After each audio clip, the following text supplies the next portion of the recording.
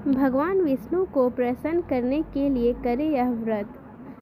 गुरुवार के दिन भगवान बृहस्पति की पूजा का विधान है। इस पूजा से परिवार में सुख शांति रहती है। जल्द विवाह के लिए भी गुरुवार का व्रत किया जाता है। गुरुवार के दिन भगवान बृहस्पति की पूजा पूरे विधि विधान के साथ अपने परिवार के साथ बैठकर करने से घर में परिवार में सुख शांति बनी रहती है। और साथ ही यदि घर में कोई विवाह के योग्य है तो उनका विवाह भी जल्द ही हो जाता है। गुरुवार का व्रत करना बहुत ही लाभकारी होता है। गुरुवार का व्रत विधि इस प्रकार है। गुरुवार की पूजा विधि विधान के अनुसार की जानी चाहिए। व्रत वाले दिन सुबह उठकर बृहस्पति देव का पूजन करना चाहिए। बृहस्पति देव का पूजन पीली वस्तुएं, पीले फूल, चने की दाल, मुनक्का, पीली मिठाई, पीले चावल और हल्दी चढ़ाकर किया जाता है। इस व्रत में केले के पेड़ की पूजा करना बेहद ही शुभ माना जाता है। गुरुवार के पूजन में केले के पेड़ का बहुत ही अधिक महत्व है। गुरुवार में भगवान बृहस्पति की पूजा के दौरान कथा और पूजन के समय मन, कर्म और वचन से शुद्ध होकर मनोकामना पूर्ति के लिए बृहस्पति देव से प्रार्थना करनी चाहिए और गुरुवार व्रत कथा सुननी चाहिए। व्रत कथा इस प्रकार है। प्राचीन काल की बात है, किसी राज्य में एक बड़ा प्रतापी और दानी राजा राज करता था। वह प्रत्येक गुरुवार को व्रत रखता एवं भूखे और गरीबों को दान देकर पुण्य प्राप्त करता था। परंतु यह बात उसकी रानी को अच्छी नहीं लगती थी। वह ना तो व्रत करती थी, ना ही किसी को एक भी पैसा दान में देती थी और राजा को भी ऐसा करने से मना करती थी। एक समय की बात है, राजा शिकार खेलने के लिए वन चले गए थे। घर पर रानी और दासी थी। उसी समय गुरु बृहस्पति देव साधु का रूप धारण कर राजा के दरवाजे पर भिक्षा मांगने आए। साधु ने जब रानी से भिक्षा मांगी तो रानी कहने लगी, हे साधु महाराज, मैं इस दान और पुण्य से तंग आ गई हूँ। आप कोई ऐसा उपाय बताएं जिससे कि सारा धन नष्ट हो जाए और मैं आराम से रह सकूं। बृहस्पति देव ने कहा, हे देवी, तुम बड़ी विचित्र हो। संतान और धन से कोई दुखी होता है? अगर अधिक धन है तो इसे शुभ कार्यों में लगाओ। कुंवारी कन्याओं का विवाह करवाओ। विद्यालय और बाग बगीचे का निर्माण करवाओ, जिससे तुम्हारे दोनों लोग सुधर जाएंगे। परंतु साधु की इन बातों से रानी को खुशी नहीं हुई। उसने कहा कि मुझे ऐसे धन की आवश्यकता नहीं है जिसे मैं दान दूं और जिसे संभालने में मेरा सारा समय नष्ट हो जाए। तब साधु ने कहा, यदि तुम्हारी ऐसी इच्छा है तो मैं जैसा तुम्हें बताता हूँ तुम वैसा ही करना। गुरुवार के दिन तुम घर को गोबर से लीपना, अपने केसों को पीली मिट्टी से धोना, केसों को धोते समय स्नान करना, राजा से हजामत बनाने को कहना, भोजन में मांस मदिरा खाना, कपड़ा धोबी के यहाँ धुलने डालना। इस प्रकार 7 बृहस्पतिवार करने से तुम्हारा समस्त धन नष्ट हो जाएगा। इतना कहकर साधु रूपी बृहस्पति देव अंतर्ध्यान हो गए। साधु के अनुसार कही बातों को पूरा करते हुए रानी को केवल 3 बृहस्पतिवार ही बीते थे कि उसकी समस्त धन संपत्ति नष्ट हो गई। भोजन के लिए राजा का परिवार तरसने लगा। तब एक दिन राजा ने रानी से बोला कि हे रानी, तुम यहीं रहो, मैं दूसरे देश जाता हूँ, क्योंकि यहाँ पर सभी लोग मुझे जानते हैं, इसलिए मैं कोई छोटा कार्य नहीं कर सकता। ऐसा कहकर राजा परदेश चला गया। वहाँ वह जंगल से लकड़ी काट कर लाता और शहर में बेचता। इस तरह वह अपना जीवन व्यतीत करने लगा। इधर राजा के परदेश जाते ही रानी और दासी दुखी रहने लगे। एक बार जब रानी और दासी को 7 दिन तक बिना भोजन के रहना पड़ा तो रानी ने अपनी दासी से कहा, हे दासी, पास ही के नगर में मेरी बहन रहती है, वह बड़ी धनवान है, तू उसके पास जा और कुछ ले आ ताकि थोड़ी बहुत गुजर बसर हो जाए।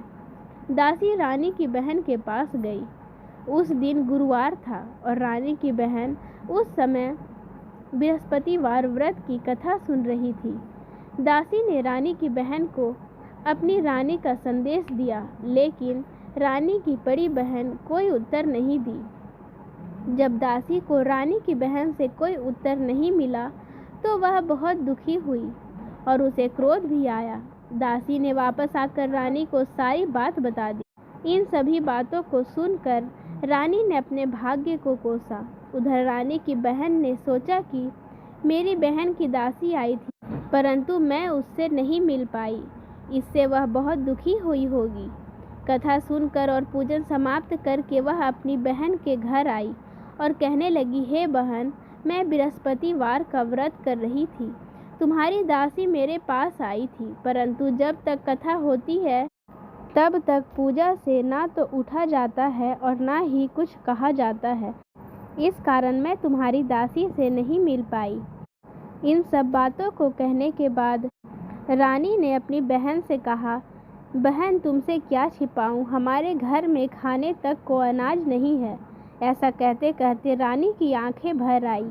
उसने दासी समेत पिछले 7 दिनों से भूखे रहने तक की बात अपनी बहन को विस्तार पूर्वक सुना दी। रानी की बहन बोली, देखो बहन, भगवान बृहस्पति देव सबकी मनोकामना को पूर्ण करते हैं। देखो, शायद तुम्हारे घर में अनाज रखा हो। पहले तो रानी को विश्वास नहीं हुआ, पर बहन के आग्रह करने पर उसने अपनी दासी को अंदर भेजा तो उसे सचमुच अनाज से भरा एक घड़ा मिल गया। यह देखकर दासी को बड़ी हैरानी हुई।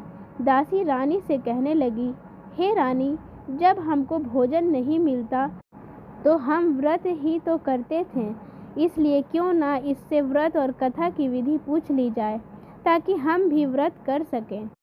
तब रानी ने अपनी बहन से बृहस्पतिवार का व्रत कथा और उसकी पूजन विधि का विस्तार पूर्वक जानकारी ले ली।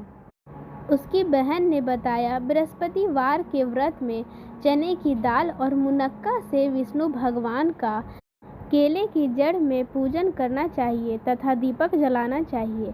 व्रत कथा सुनना चाहिए और पीला भोजन ही सेवन करना चाहिए। इससे बृहस्पति देव प्रसन्न होते हैं। व्रत और पूजन विधि बताकर रानी की बहन अपने घर को लौट आई। 7 दिन के बाद जब गुरुवार आया तो रानी और दासी ने व्रत रखा। घुड़साल में जाकर चना और गुड़ लेकर आई। फिर उससे केले की जड़ तथा विष्णु भगवान का पूजन किया। अब पीला भोजन कहाँ से आए, इस बात को लेकर दोनों बहुत दुखी थे। चूँकि उन्होंने व्रत रखा था, इसलिए बृहस्पति देव उनसे प्रसन्न थे। इसलिए वे एक साधारण व्यक्ति का रूप धारण कर 2 थालों में सुंदर पीला भोजन दासी को दे गए। भोजन पाकर दासी प्रसन्न हुई और फिर रानी के साथ मिलकर भोजन ग्रहण किया। उसके बाद वे सभी गुरुवार को व्रत और पूजन करने लगी। बृहस्पति भगवान की कृपा से उनके पास फिर से धन संपत्ति आ गई, परंतु रानी फिर से पहले की तरह आलस्य करने लगी।